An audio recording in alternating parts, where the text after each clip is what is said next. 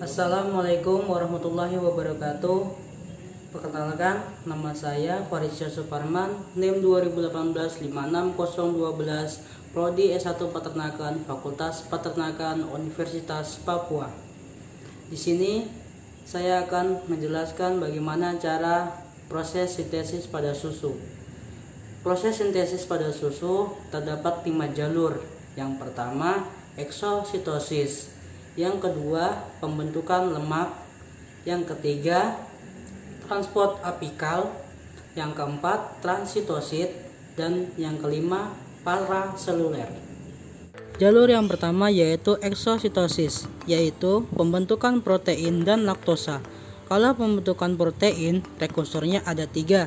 Yang pertama, asam amino. Yang kedua, peptida-peptida. Dan yang ketiga, plasma protein. Kemudian akan masuk ke RNR, tepatnya di bagian ribosom. Kemudian masuk ke nukleus. Di nukleus terjadi transkripsi dan translasi, yaitu pemisahan dan penggabungan sehingga dibentuk protein baru. Selanjutnya masuk ke badan Golgi. Di badan Golgi ini akan ada pembentukan laktosa, prekursornya yaitu glukosa. Glukosa akan dipecah menjadi glukosa dan galaktosa. Kemudian oleh enzim laktosintase akan disintesis menjadi laktosa. Di badan Golgi ini juga ada penggabungan yaitu antara protein, laktosa, dan mineral.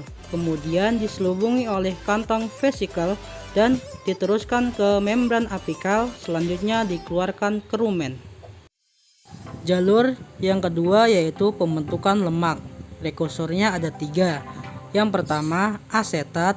Yang kedua, beta hidroksibutirat, dan yang ketiga, trigliserida.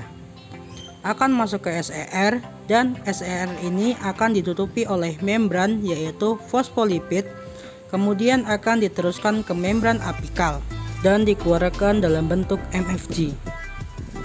Yang ketiga yaitu transport apikal, yaitu penyerapan mikromineral, contohnya ada sodium, potasium, klorida, monosakarida, dan air.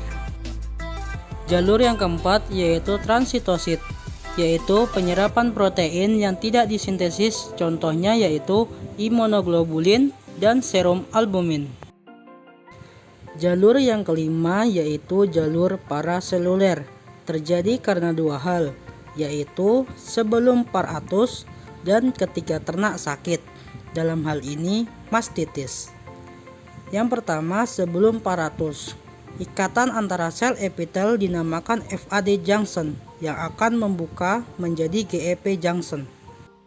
Nutrien dalam kapiler akan masuk ke jalur 5 sehingga nutrien pakan itu akan memiliki nutrisi yang banyak pada susu yang dinamakan yaitu kolostrum yang baik untuk pertumbuhan. Dan yang kedua, sedangkan ketika mastitis, bakteri akan masuk ke puting, kemudian akan merusak ambing bagian dalam dan dapat mempengaruhi dalam sintesis protein maupun sintesis lainnya. Ketika mastitis, yang seharusnya nutrien pakan disintesis oleh jalur-jalur yang lain, maka akan dikonsumsi oleh mikroba, sehingga susu yang akan dikeluarkan ini mengandung mikroorganisme patogen. Sekian penjelasan tentang proses sintesis pada susu dari saya. Kurang dan lebihnya saya mohon maaf. Wabillahi taufiq wal hidayah. Wassalamualaikum warahmatullahi wabarakatuh.